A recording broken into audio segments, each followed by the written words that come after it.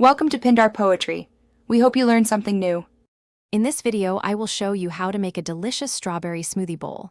First, let's gather our simple ingredients.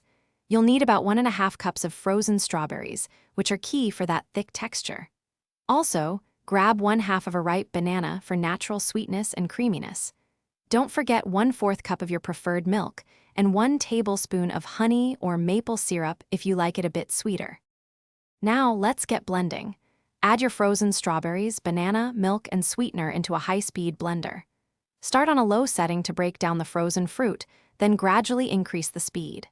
Use a tamper to push the ingredients down towards the blades, ensuring everything gets incorporated. Keep blending until you achieve a thick, creamy, and perfectly smooth consistency, like soft-serve ice cream.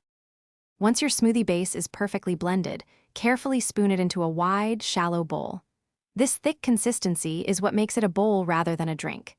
Now comes the fun part, toppings. Get creative with fresh fruit slices, a sprinkle of crunchy granola, or some chia seeds for added texture.